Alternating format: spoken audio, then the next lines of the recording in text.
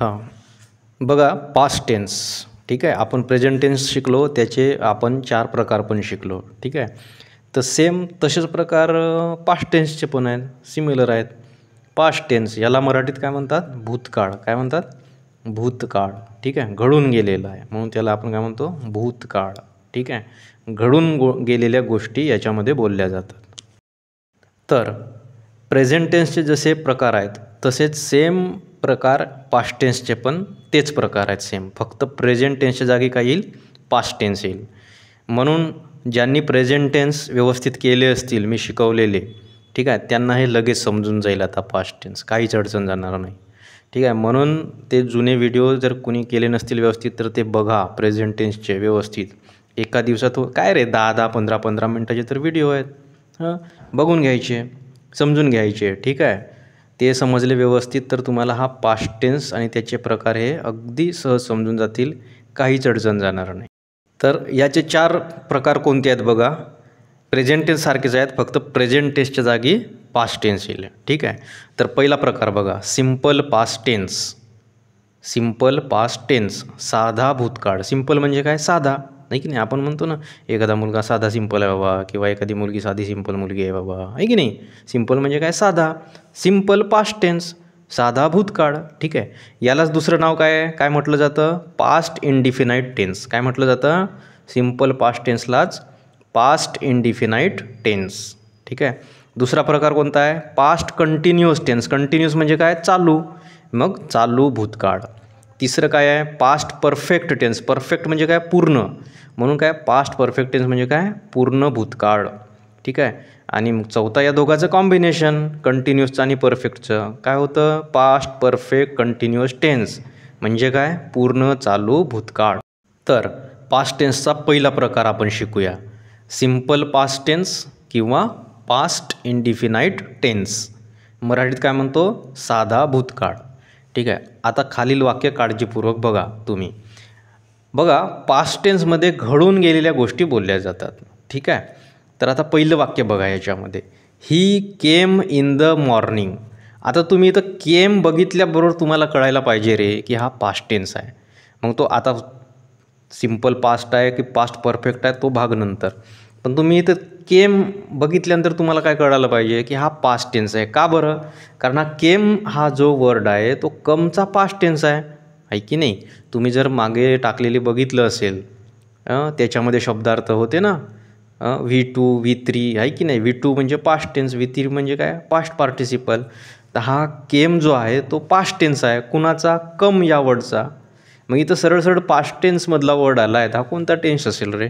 Past tense असेल, आहे की नाही? ही केम इन द मॉर्निंग. आता याचा अर्थ बघा, ही म्हणजे काय? तो. केम म्हणजे काय? आला, आहे की नाही? इन द मॉर्निंग म्हणजे काय? तो आला. ही केम म्हणजे काय? तो आला. कधी? इन द मॉर्निंग म्हणजे काय? सकाळी. म्हणजे काय? तो सकाळी आला, आहे की नाही? असं त्याचा अर्थ लावायचा, तो सकाळी आला. दुसरं वाक्य बघा, वी मेट हिम. आता हा मेट हा जो वर्ड आहे ना रे, तो सुद्धा पास्ट टेन्स आहे. कुणाचा? मीट या वर्डचा, MEET. मीट म्हणजे काय? भेटणे, आणि मेट म्हणजे काय? भेटला. मग हा पास्ट टेन्स आहे की नाही? आता याचा अर्थ बघा, वी मेट हिम. वी म्हणजे काय? आम्ही. मेट म्हणजे काय? भेटलो किंवा भेटले. तर आम्हीसाठी काय म्हणतो आपण? भेटलो. आम्ही भेटलो. कुणाला? हिम. हिम म्हणजे काय? त्याला. म्हणजे याचं सुलभ मराठी काय होईल रे? आम्ही भेटलो त्याला. म्हणजे सरळ मराठीमध्ये काय होईल? आम्ही त्याला भेटलो. आम्ही त्याला भेटलो.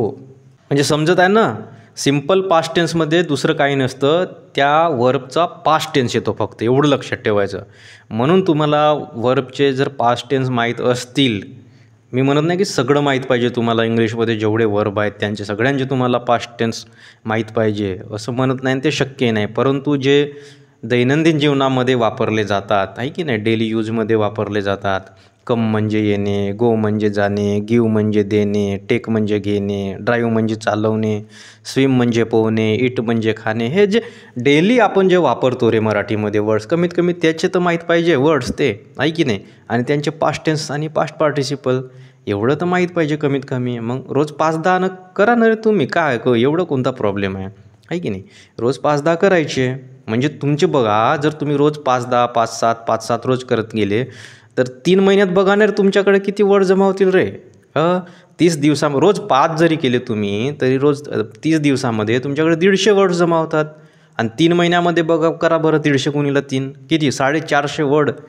450 ते 500 वर्ड तुमच्याकडे जमा होतात. किती खजाना झाला रे तो. सुप्रीम तुमची इंग्लिश सुपर होऊन जाईल, तुमची एक्सलंट इंग्लिश बनून जाईल तुमची, आहे की नाही. करा तर सही, रोज 5 डोस पोलिओचे तर घ्या. तर आलं लक्षात तुम्हाला. पास्ट टेन्समध्ये काही नसतं, जो मेन वर्ब असतो त्याचा काय असतो, पास्ट टेन्स असतो. जास्त झंझट नसते याच्यामध्ये. तिसरं वाक्य बघा, doctor gave medicine to my mother. काय, डॉक्टर गेव म्हणजे काय, दिले. गिव म्हणजे देणे, आणि गिवचा हा पास्ट टेन्स आहे. गेव म्हणजे काय, दिले.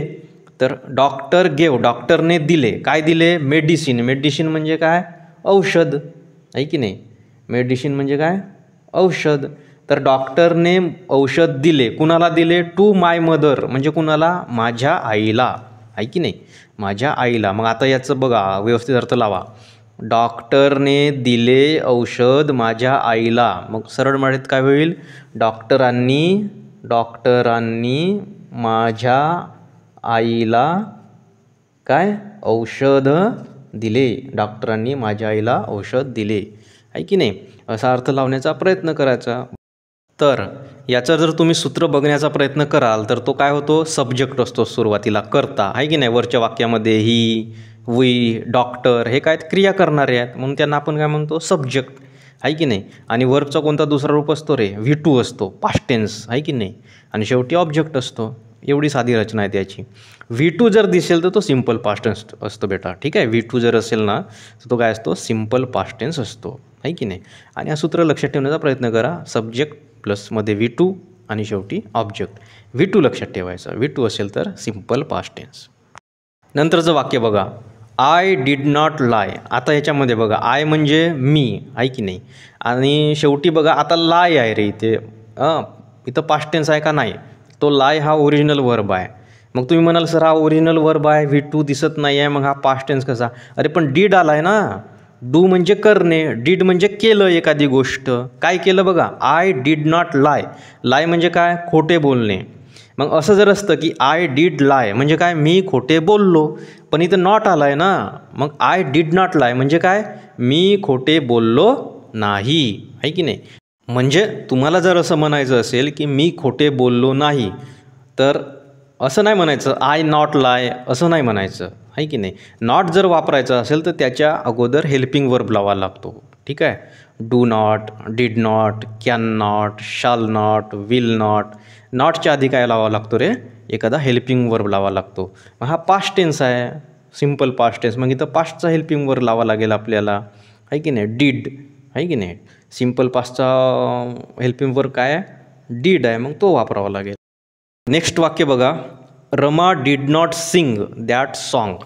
आता बघा, रमा डिड नॉट सिंग. सिंग म्हणजे काय, गाणे, आहे की नाही. डिड नॉट सिंग म्हणजे काय, गायली नाही. बघा, डू म्हणजे काय, एखादी गोष्ट करणे. डिड म्हणजे काय, केली. पण डिड नॉट म्हणजे काय, केली नाही. काय केली नाही, सिंग म्हणजे काय, गाणं म्हटलं नाही. कोणी, रमाने गाणं म्हटलं नाही. दॅट सॉन्ग म्हणजे काय, रमानं ते गाणं म्हटले नाही. रमाने ते गाणे म्हटले नाही. समजत आहे का. रमा डिड नॉट म्हणजे काय, एखादी कृती केली नाही. काय केली नाही, सिंग म्हणजे काय, रमाने, सिंग म्हणजे गाणे, रमाने गाणे म्हटले नाही. कोणते, दॅट सॉन्ग, ते गाणे. मग मराठीत काय होईल याचं, रमाने ते गाणे म्हटले नाही, किंवा रमानं ते गाणं म्हटलं नाही. आता थोडंसं खोलात उतरू रे आपण डोहामध्ये, जास्त नाही उतरू, थोडंसं उतरू. आपण याचे क्वेश्चन बघू. बघा, जसं तुम्हाला सांगितलं मी की सिम्पल पास्ट टेन्समध्ये हेल्पिंग वर्ब काय येतो, डीड येतो. काय येतो, डीड येतो. आणि सिम्पल प्रेझेंटमध्ये कोणते हेल्पिंग वर्ब येतात रे, डू किंवा डज येतात, ठीक आहे. ते बघून घ्या तुम्ही सिम्पल प्रेझेंट टेन्स पुन्हा एकदा तो व्हिडिओ. तर क्वेश्चन हा नेहमी हेल्पिंग वर्बने सुरुवात करून विचारला जातो इंग्लिशमध्ये. एक लक्षात ठेवायचं, क्वेश्चन हा नेहमी हेल्पिंग वर्बने सुरुवात करून विचारला जातो. मग हा पास्ट टेन्स आहे, मग या ठिकाणी काय वापरला जाईल रे, पास्टचा हेल्पिंग वर्ब वापरला जाईल. कोणता, डीड, आहे की नाही. कोणता वापरला जाईल, डीड, ठीक आहे. तर आता बघा, did you watch that film आणि शेवटी क्वेश्चन मार्क आहे, कारण प्रश्नार्थक वाक्य आहे की नाही. Did you watch that film. आता या ठिकाणी बघा, हा टेन्स कसा ओळखणार जर वाक्य तुम्हाला तर वॉच दिसता इथं, याचा पास्ट टेन्स ॲक्च्युली काय होतो, वॉच्ड होतो. काय होतो, वॉच्ड होतो. मग तो वॉच्ड इथं तर नाही आहे, वॉच दिसत आहे. पण इकडे बघा ना, डीड दिसतोय ना तुम्हाला. डीड म्हणजे एखादी क्रिया केली आहे की नाही. मग म्हणून इथं काय होणार, डीड आणि वॉच पण आहे म्हणजे बघितलं आहे की नाही. डीड वॉच म्हणजे काय, बघितलं असं त्याचा अर्थ होतो. पण आता बघा इथं काय म्हणतो, did you watch that film आणि शेवटी क्वेश्चन मार्क आहे. आता वॉच म्हणजे काय, बघणे. तू म्हणजे काय, तुम्ही आहे की नाही, तुम्ही. डीड यू वॉच आहे की नाही. डीड वॉच म्हणजे काय असतं रे, बघितलं आहे की नाही.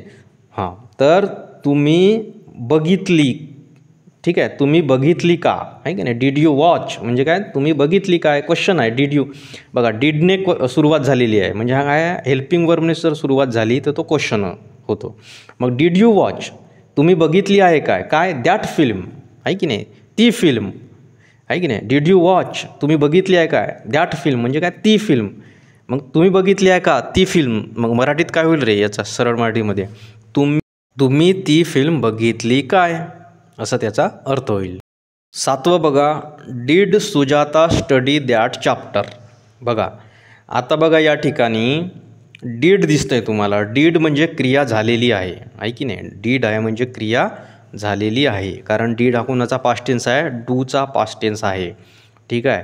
मग बघा, did Sujata study that chapter आहे की नाही. मग डीड सुजाता स्टडी म्हणजे काय, सुजाताने अभ्यास केला काय, किंवा सुजाताने अभ्यासले काय, काय, दॅट चॅप्टर, तो धडा आहे की नाही. मग याचं मराठीत काय होईल रे, सुजाताने तो धडा अभ्यासला काय, सुजाताने तो धडा अभ्यासला काय आहे की नाही. म्हणजे होमवर्क दिलं असेल तिच्या शिक्षकाने तिला आणि तो फोन करून विचारत असेल त्याच्या पॅरेंट्सला, कारण तिला काही वर्गात उत्तर आले नसतील आहे की नाही, तुमच्यासारखं. असं नाही करायचं रे. ते जाऊ द्या, ते शाळा वगैरे ते सुटलं आपलं. आता आपल्याला नोकरी मिळवायची आहे, त्यामुळे बिलकुल आपलं पद्धतशीर करायचं सर्व. जे येत नाही ते मागचे व्हिडिओ बघायचे, ठीक आहे. तर बघा, did Sujata study that chapter. मग काय होते की सुजाताने तो धडा अभ्यासला काय. जर बघा रे, जर तुम्हाला जर V2 जर दिसला तर ओळखायला काहीच प्रॉब्लेम नाही आहे. जसं हा पहिलं वाक्य बघा, ही केम इन द मॉर्निंग. केम सरळ सरळ दिसतोय, V2 पास्ट टेन्स. मग हा सिम्पल पास्ट टेन्स आहे, आपल्याला सरळ ओळखूनच येतो, कारण तिथं V2 आपल्याला डायरेक्टली दिसतो आहे, ठीक आहे. वी मेट हिम, मेटचा पास्ट टेन्स मेट दिसला, मेट सरळ सरळ आपल्याला दिसतोय V2. मग हा सिम्पल पास्ट टेन्स आहे, साधा भूतकाळ आहे, दिसतो आपल्याला, ठीक आहे. आता निगेटिव्ह आपण वाक्य बघितले रे आहे की नाही, नाहीवाले आहे की नाही. मी हे केलं नाही, त्याने ते केलं नाही, हे पण बघितले आपण आहे की नाही. आय डीड नॉट लाय आहे की नाही. आय डीड नॉट लाय म्हणजे मी खोटे बोललो नाही. मला जर असं म्हणायचं असतं की मी खोटे बोललो तर काय म्हटलं असतं मी, आय लाईड. काय म्हटलं असतं, आय लाईड. लायचा डायरेक्टली पास्ट टेन्स वापरलं असतं ना मी, पण इथं मला नॉट वापरायचा होता, म्हणून मी काय केलं, लायला लाईड नाही केलं. आय नॉट लाईड असं म्हटलं जात नाही. नॉट वापरायचं असेल तर आधी हेल्पिंग वर्ब वापरावा लागतो आहे की नाही. म्हणून या ठिकाणी काय वापरलेलं आहे, पास्ट टेन्सचा हेल्पिंग वर्ब वापरलेला आहे, डीड. म्हणून ते काय झालं, आय डीड नॉट लाय. म्हणजे एखादं गोष्ट जर तुम्हाला म्हणायचं असेल मी ते केलं नाही, तर तुम्हाला काय म्हणावं लागेल, आय डीड नॉट, आणि नंतर काय केलं नाही ते बोलावं लागेल आहे की नाही. जर तुम्हाला म्हणायचं असेल की मी खेळलो नाही, तर काय म्हणाल तुम्ही, आय डीड नॉट प्ले आहे की नाही. जर तुम्हाला असं म्हणायचं असेल की मी चोरी केली नाही, आय डीड नॉट स्टील आहे की नाही. जर तुम्हाला असं म्हणायचं, स्टील म्हणजे चोरी करणे, तो स्टील नाही, तो स्टेनलेस स्टील नाही, तो नाही. हां, STEAL, स्टील म्हणजे काय, चोरी करणे, ठीक आहे. नंतर बघा, मी बोललो नाही, आय डीड नॉट स्पीक आहे की नाही. अशा प्रकारे तर तुम्हाला नाही म्हणायचं असेल तर काय वापरावं लागेल या ठिकाणी, डीड नॉट आहे की नाही. सिम्पल पास्ट टेन्समध्ये काय वापरावं लागेल, एखादी गोष्ट एखाद्याने केलं नाही असं जर तुम्हाला म्हणायचं असेल तर काय वापरावं लागेल, did not. I did not, she did not, he did not, they did not आहे की नाही. आणि नंतर काय केलं नाही ते सांगायचं. मग डीड वापरल्यानंतर पुन्हा इकडे ED वगैरे लावण्याची गरज नाही, कारण ऑलरेडी डीड आला आहे. आणि नंतर आपण क्वेश्चनवाले वाक्य बघितले रे, तिथं डीड दिसतंय ना आपल्याला सरळ सरळ, म्हणजे क्रिया झालेली आहे, डीड आला आहे म्हणजे आहे की नाही. जर तुम्ही 6व्या नंबरचं वाक्य बघितलं, डिड यू वॉच, म्हणजे काय म्हटलं जाते, डिडने सुरुवात झाली आहे रे, म्हणजे हा क्वेश्चन आहे की नाही. हेल्पिंग वर्बने जर सुरुवात होत असेल आणि शेवटी क्वेश्चन मार्क दिसतोच आपल्याला तसंही, आहे की नाही. तर बघा, डिड यू वॉच म्हणजे काय, डिड यू वॉच म्हणजे काय, तुम्ही बघितली का, आहे की नाही, काय दॅट फिल्म, आहे की नाही, अशा प्रकारे.